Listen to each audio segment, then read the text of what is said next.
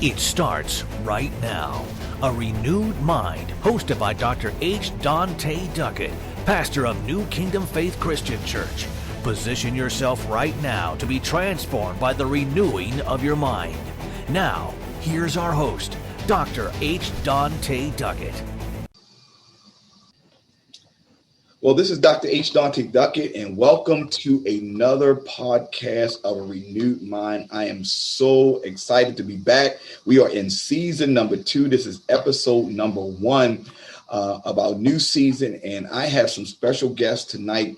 Of course, everyone knows our Renewed Mind podcast is really helping individuals to really become that individual that they need to become by renewing their mind. Paul declares in Romans chapter 12, verse 1, be ye transformed by the renewing of your mind. And tonight we have some guests that's going to really help us get on track. We know we've been dealing with this pandemic. It's actually almost a year. In a few weeks, it will be a year that we officially have been part of a pandemic that we had never seen before.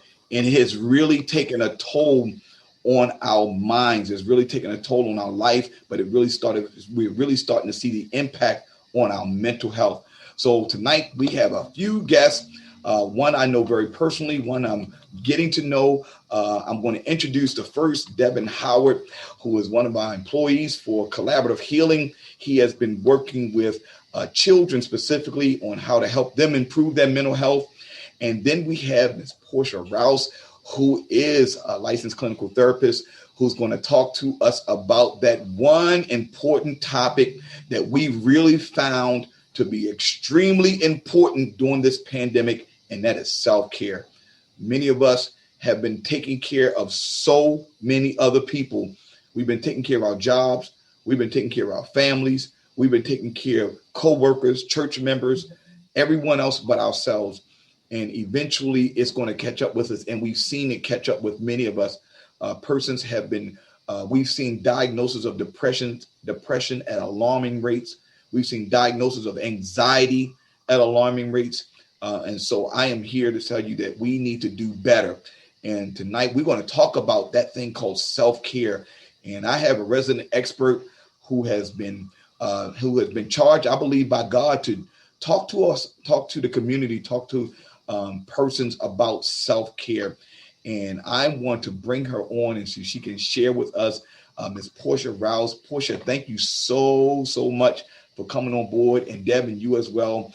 But Portia tonight, she's the star. She's the star of the show tonight. She's the one that's going to get all the attention, Devin, and then we're going to kind of chime in what she's been doing. I know, Devin, you had an opportunity last year to participate in one of the events, and I believe in her event, and I believe you're actually signed up for it this year. But Portia, if you don't mind, introduce yourself to this great audience, this Renewed Mind audience, who is I'm telling you, they're very active. They're going to be they're going to be commenting a lot. So just share with us who you are and what you are bringing to the table with this self-care. Sure. So I am Portia Rouse. I'm a licensed clinical social worker in the state of Maryland. And hopefully soon I'll be licensed somewhere else as well. I have been a social worker since 2015. And I currently work in an outpatient mental health facility full-time. But I also have a business called Minds Over Matter, LLC. So everything I do is from the soul to help you heal yours. From the soul to help you heal yours. That's just too good, Devin. We're going to be stealing a whole lot of stuff. Yeah. We're going to be stealing stuff, man. I'm telling you, this is good stuff. Devin, won't you share with everybody, how you and Portia connected? I think you guys got a really rich history.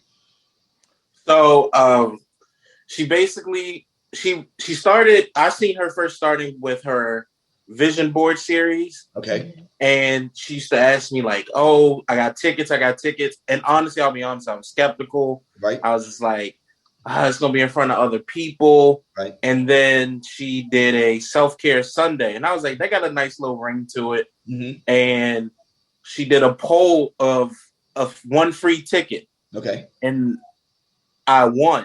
Oh, you won. Okay, good. So I was like, I have to go. Like, I have to get out my shell to go. Mm-hmm. And then I was like, I don't know.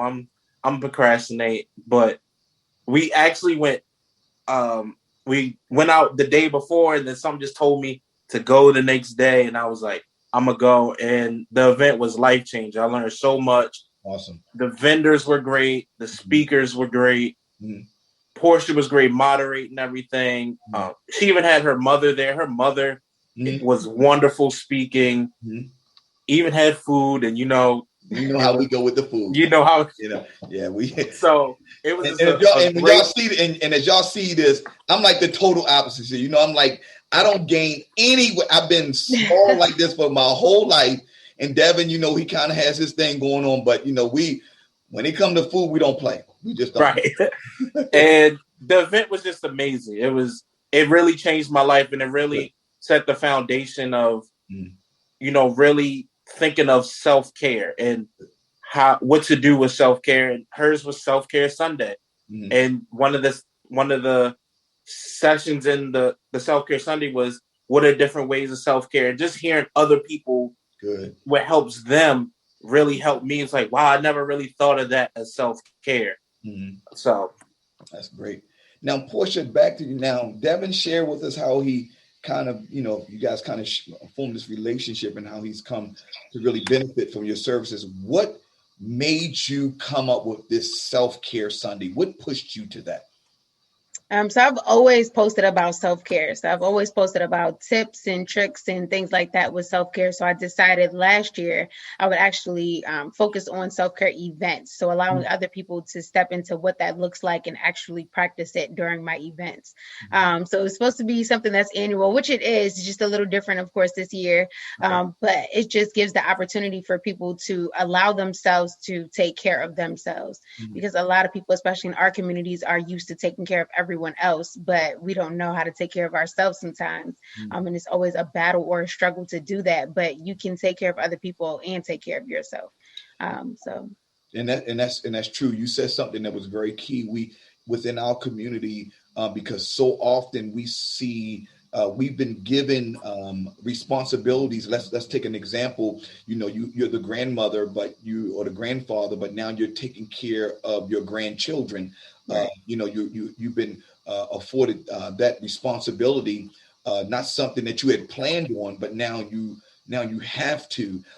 And we have so many of those different types of scenarios in which persons have been forced to take care of persons or individuals that they probably weren't prepared for, and they weren't really taking care of themselves to begin with. Now they have been forced to be able to take care of someone else. And how damaging or how devastating can that be, Portia, when you have that kind of responsibility thrust into you, but you really don't have any kind of self-care regimen to begin with? I think it can be very damaging. It depends on the person, of course, but I think that you get so overwhelmed with taking care of somebody or being their caregiver that you start to resent them sometimes. So now you can't even continue to form a good relationship with them because you feel like they are just a task versus somebody that you can have a relationship with.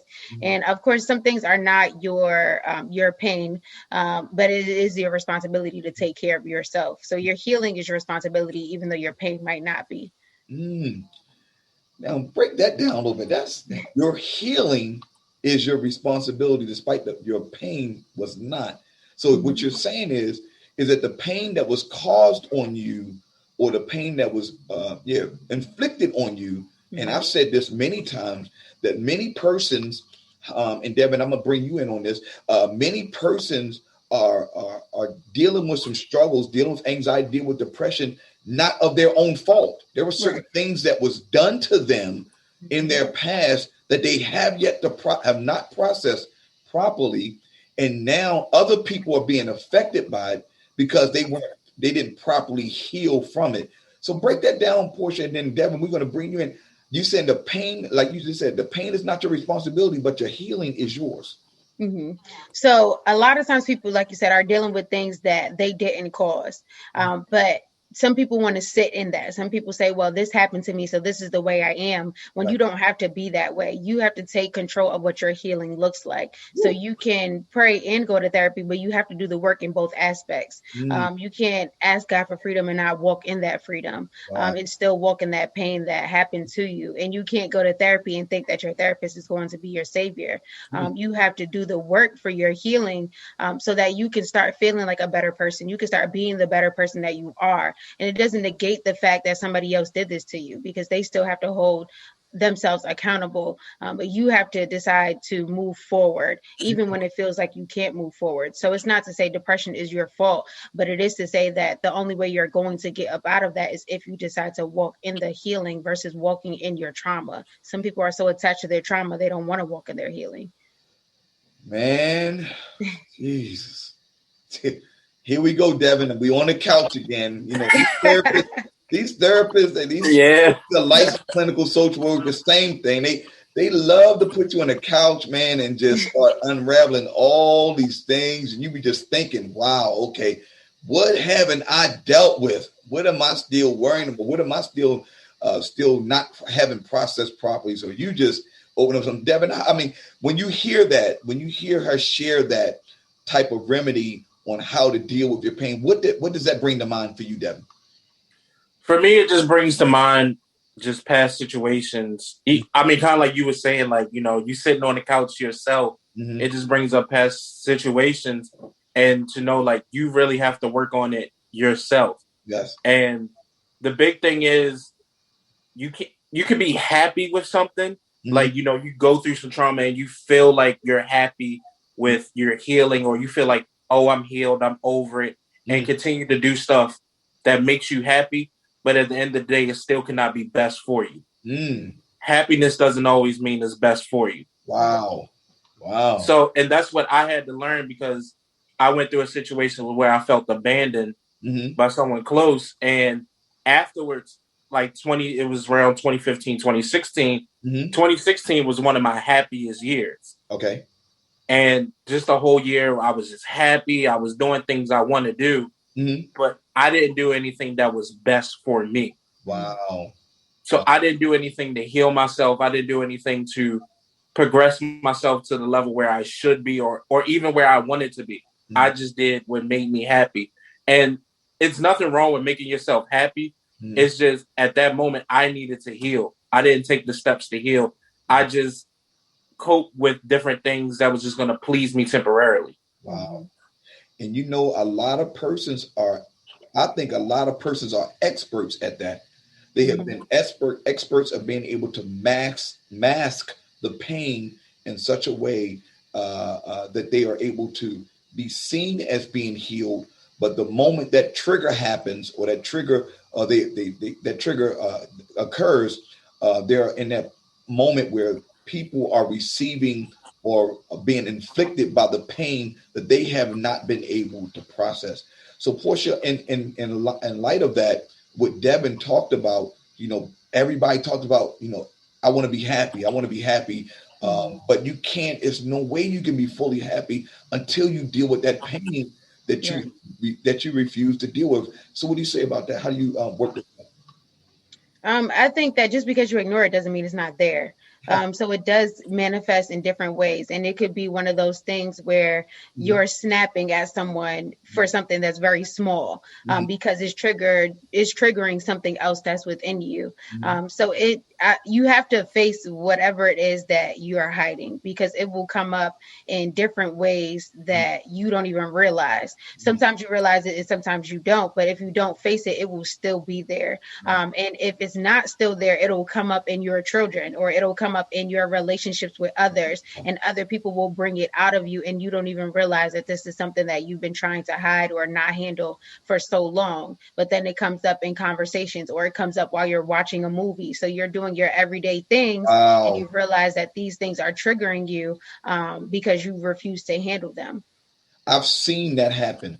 I've literally seen a person literally, as a movie was going on, you could see the trigger happen. You could see it. And that's because of unprocessed pain that is still lingering. And that is critical. And I'm glad you shared that, because it will come out in many different ways. Our grandparents would say, if it don't come out in the wash, it's going to come out in the rinse. It's going to come out somewhere. Somebody's going to receive it. Somebody's going to hear it. Somebody's going to feel it because we haven't dealt with it. And that leads us, y'all, and this is for you guys. I mean, that leads us to this pandemic.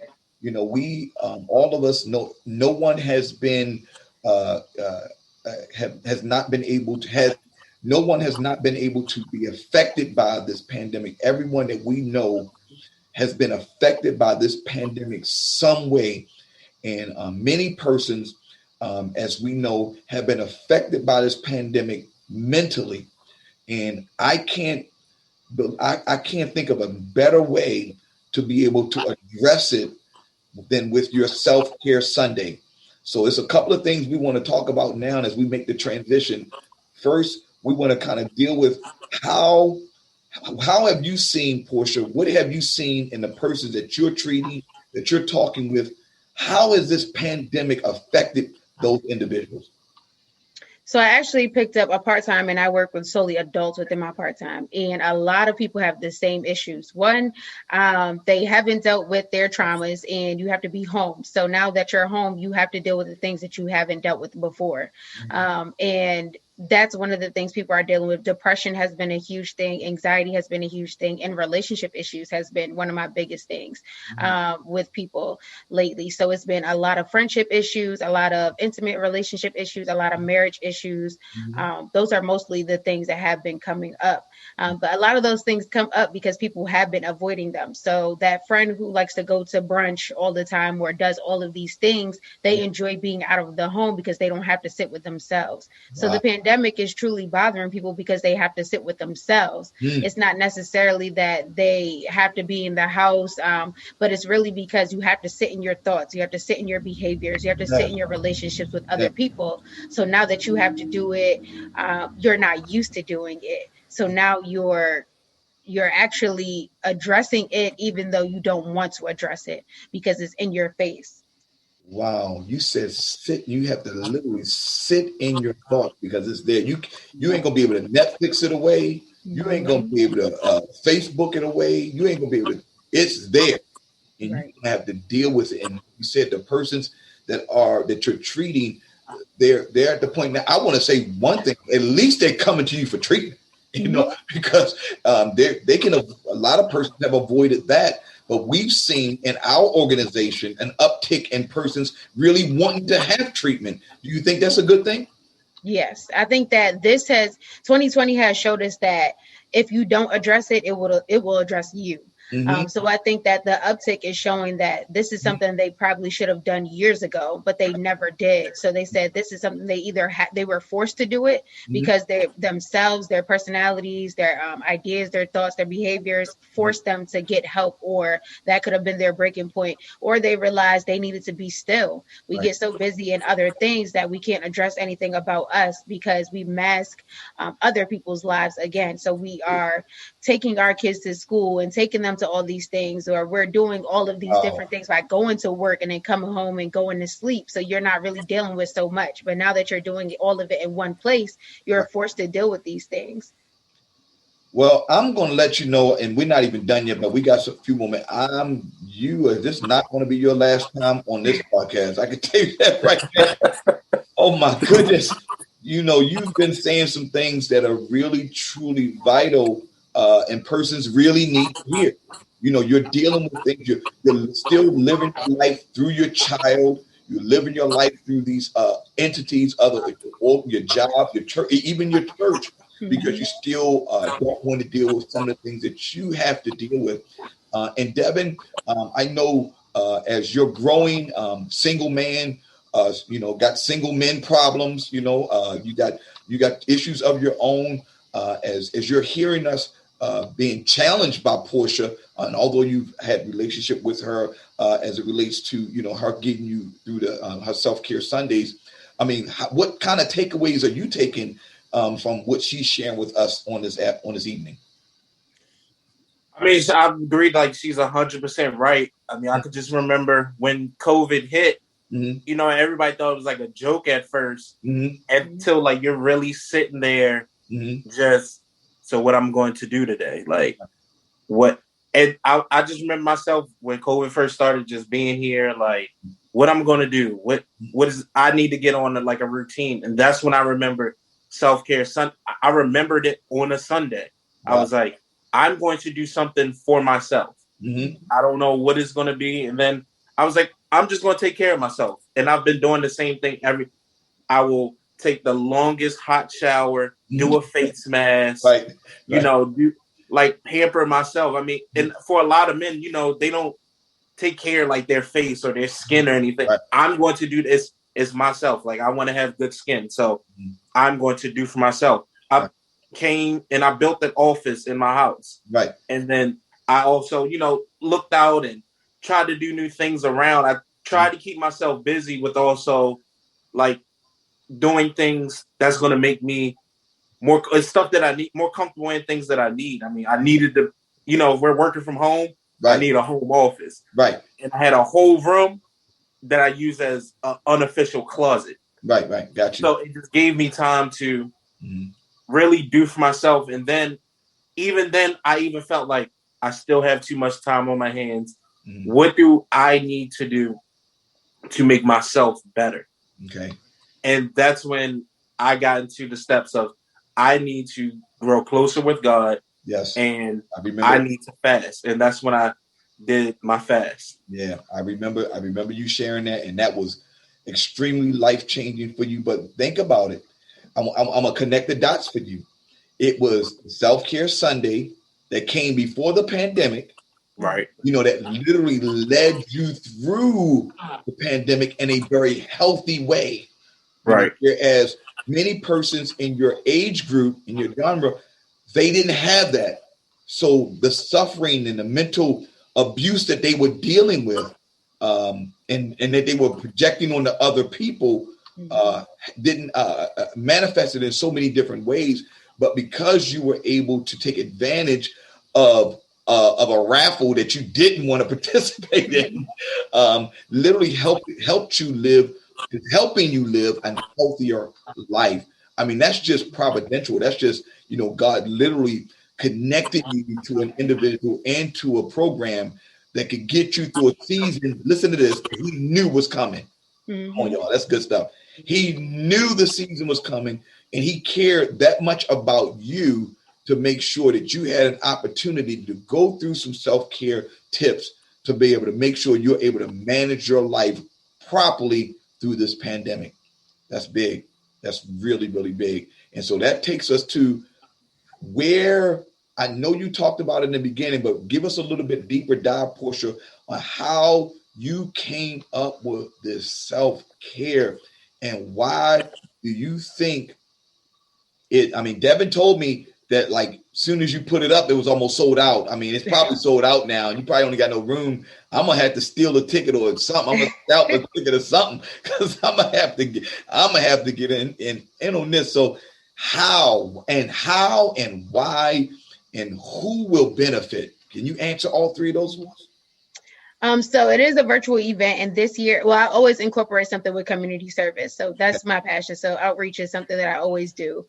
So we'll be doing a bit of outreach. We have a panelist with both men and women, so people can hear different perspectives from both sides. And then we'll be talking about different topics with self-care. So self-care for moms who are probably young or older, self-care for caregivers. We have vendors and things like that. But I came up with the event because I knew that people weren't taking care of themselves. And I think I knew a lot of people who felt guilty for doing that, who felt guilty for saying no, or who also felt like self-care was only a face mask or things like that. But self-care is well-rounded. You have to be able to take care of all of the parts of you in different ways. So you can do a face mask, but maybe you also need to address your childhood traumas. So maybe you do both, or you can decide you're going to get a pedicure and a manicure, but maybe you also address that you have spending issues because you don't know what a budget looks like. So just addressing just addressing the different areas of your life when it comes to self-care. Isolating yourself. Why do you isolate yourself? What are you really doing when you isolate yourself? And I think we've normalized negative behaviors, especially our generation. We've normalized negative behaviors as something that's normal. So because we think it's okay, we continue to do them, and it's not healthy. So everyone says, oh, I disappear for a few days and my friends just know that's okay. It's actually not okay. You're going through things and you need to speak to someone. And it's not just your friend you need to speak to, but somebody who can actually walk you through the steps of doing that. I am so grateful I am recording this. I cannot tell you how many people if they don't watch it, I'm going to force them to watch it and listen to this, because you're absolutely right. And it is truly critical. And I had the flyer, and it's just, I think I may be able to pull it up once I pull up my email and try to post it. But I am just thrilled at it. Now, before we kind of sign off and we kind of go and let everybody know exactly what when the Self-Care Sunday is, tell us about Mind Over Matter. Tell us about your company that you started, and tell us. We kind of know why, but how did you come up with the business name, and why did you use that name for your business, and how can persons get in contact with you in order for them to take advantage of your business? So Minds Over Matter was actually founded out of necessity. I was a full-time rehab specialist, but I wanted to do therapy part-time with the same agency. So we were required to start a LLC so we can obviously get paid. So I just made a post one day, and I couldn't think of a name. So I asked people what names, and I posted it in 3 different locations. And one person from each location said Minds Over Matter. Yeah. So it was very interesting that all 3 people didn't know each other, haven't seen my posts on the other places or platforms, and that was the name that came to me. So I said, okay, I'm going to do Minds Over Matter. And then my logo, I actually used to have hair, but I used to have really big hair all of the time. And I felt like there were always people trying to mute Black women. So I decided to do a logo. And initially the nose was smaller, but I have a big nose. So I wanted her nose to be big. I wanted her to be bold like I was. And then sunflowers are always tall. So they stand tall and they stand against anything. So I love sunflowers, and I made the sunflowers also a part of the logo. And then yellow and orange, they stand out. So they stand out and they shine. And sometimes we always just want a bit of sun through the things that we're going through. So Minds Over Matter is understanding that all of the matters in life might be hard, but if your mind is okay, then you'll be able to get through them. So how can someone get in touch with you, or how can, do you still have openings for Self-Care Sunday? Share with us. So I am opening up some more slots for you all because I only have 1 left, but I will be opening, more slots. And there were only 25. But people were just ate it up this time as well. So that was great for sure. So I will be opening up some more slots, and I can be found on Instagram, Minds Over Matter LLC. My work number is 443-687-9943. And then my email address is mindsovermatterllc@gmail.com. You may have to think about doing it more than once a year. So I'm just letting you know that right now. you might get yourself started. I'm just saying, God positions persons for seasons, and while the iron is hot, you got to strike that anvil, and you're the perfect person, specifically the age group you guys are. We need highly intelligent, very emotionally competent people who got emotional capacity to be able to handle a lot of things that you guys are dealing with. You got all the social media platforms that most persons in your age group are constantly on, which, that's just a topic all by itself that just constantly fuels emotional imbalance. It just fuels it, literally.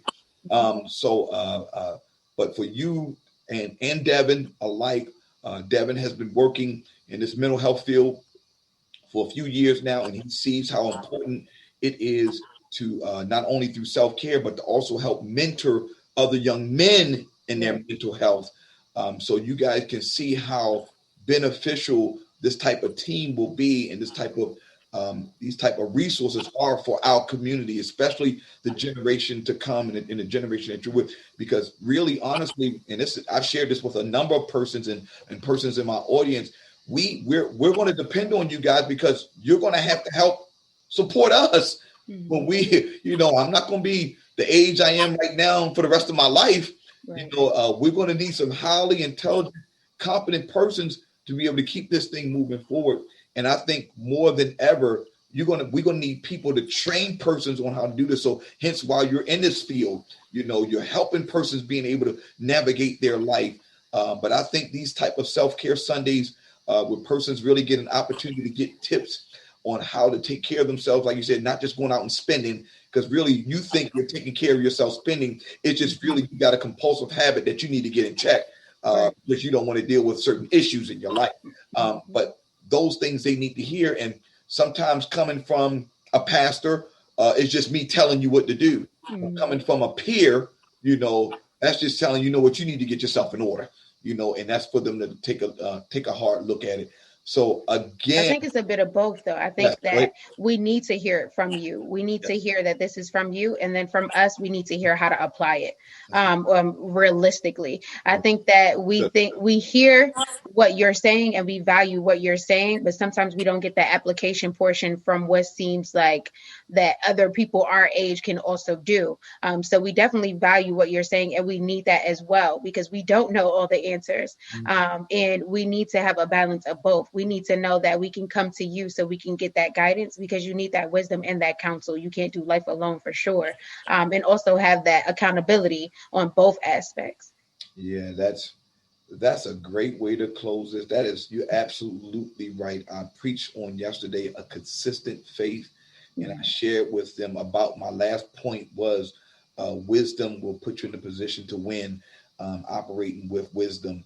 And that is critical. That I believe many persons in the church, in the church community, we want to get so spiritually minded that we don't operate with wisdom. And Devin can attest to the fact that I have no problem with challenging persons to apply as much wisdom as possible. I am that teacher that will not only give you the tools, but I'm going to show you how to use the tools and for you to win. And one of the key areas that I've shared with persons so often is that most persons know how to start everything, but they don't know how to finish anything. We have a lot of starters, but few finishers. And that's one of the areas that I've been challenging persons in my church, persons that are employed by me, is to consistently finish. One of the greatest weapons you can have against the enemy, against the kingdom of darkness, is to be consistent in everything that God is calling you to do. You can't start and stop. That's why the enemy is not afraid of us, is because we don't know how to remain consistent. We know how to start, but we don't know how to finish.